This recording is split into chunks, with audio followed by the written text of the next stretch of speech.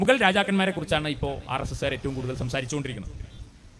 മുഗൾ രാജാക്കന്മാരുടെ കൊട്ടാരം ഇവർ ചെയ്തതെന്താ? 992 ഡിസംബർ 6 തീയതി ബാബറി പള്ളി പൊളിക്കുകയാണ് ചെയ്തത്. അങ്ങനെ മുസ്ലിങ്ങളുടേത് എന്ന് വിശേഷിപ്പിക്കുന്ന, മുഗൾ രാജാക്കന്മാരുടേത് എന്ന് വിശേഷിപ്പിക്കുന്ന എല്ലാ മോണിമെന്റ്സിനെയും, എല്ലാ സ്മാരകങ്ങളെയും തകർക്കുകയാണ് വാസ്തവത്തിൽ RSS ചെയ്തുകൊണ്ടിരിക്കുന്നത്. അവരിപ്പോൾ ലക്ഷ്യമിട്ടിരിക്കുന്നത് താജ്മഹലിനെയാണ്. അതൊരു ക്ഷേത്രമായിരുന്നു എന്നാണ് അവർ വാദിക്കുന്നത്. എന്നാൽ മുഗൾ രാജാക്കന്മാർ എങ്ങനെയാണ് ഇവിടെ ഉണ്ടായിരുന്ന ഹൈന്ദവ സംസ്കാരത്തോട് പെരുമാറിയത് എന്ന് നാം പഠിക്കണം.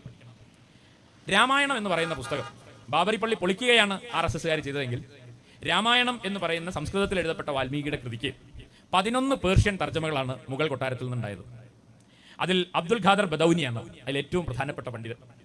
അബ്ദുൽ ഖാദർ ബദൌനി വാസ്തവത്തിൽ അക്ബറിന്റെ കാലത്ത് മുഗൾ കൊട്ടാരത്തിലുണ്ടായിരുന്ന ആളാണ്. അദ്ദേഹത്തിൻ്റെത് ഉൾപ്പെടെ 11 ട്രാൻസ്ലേഷനാണ് പേർഷ്യൻ ഭാഷയിലേക്ക് രാമായണത്തിൻ്റെതായി ഉണ്ടായിട്ടുള്ളത്. അവിടുന്നാണ് പിന്നീട് അത് ലോകത്തെമ്പാടും വ്യാപിച്ചിട്ടുള്ളത്. അതേപോലെ മഹാഭാരതത്തിന്റെ 4 തർജ്ജമകളാണ് മുഗൾ കൊട്ടാരത്തിൽ നിന്നുണ്ടായത്. ഭഗവത്ഗീതയുടെ 5 അല്ലെ, ഹിന്ദുക്കളുടെ ഏറ്റവും പ്രധാനപ്പെട്ട കൃതിയാണെന്ന് പറയുന്ന ഭഗവത്ഗീതയുടെ, ഈ പറയുന്ന ഗീതയുടെ ആൾക്കാരാണല്ലോ ഈ RSS. അവർ വിശുദ്ധ ഗ്രന്ഥം എന്ന് കരുതുന്ന ഗീതയുടെ 5 തർജ്ജമകൾ പേർഷ്യൻ ഭാഷയിലേക്ക് മുഗൾ കൊട്ടാരത്തിൽ നിന്നുണ്ടായി. നളോപാഖ്യാനത്തിന്റെയും ഭാഗവത പുരാണത്തിന്റെയും ഹരിവംശത്തിന്റെയും അഥർവവേദത്തിന്റെയും ഉപനിഷത്തുകളുടെയും യോഗവാസിഷ്ടത്തിന്റെയും പ്രബോധചന്ദ്രോദയത്തിന്റെയും കൃതികൾ, ഈ പറയുന്ന സംസ്കൃതത്തിലുള്ള പാഠങ്ങൾ പേർഷ്യൻ ഭാഷയിലേക്ക് നിരവധി തരത്തിൽ ട്രാൻസ്ലേറ്റ് ചെയ്യപ്പെട്ടത് മുഗൾ രാജാക്കന്മാരുടെ കാലത്താണ്. അപ്പോൾ മുഗൾ രാജാക്കന്മാർ ഹിന്ദു സംസ്കാരത്തോട് എങ്ങനെയാണ് പെരുമാറിയത്? അതിന്റെ പരിമളം, അതിന്റെ സന്ദേശം ലോകമെമ്പാടും എത്തിക്കാനാണ് അവർ ശ്രമിച്ചത്.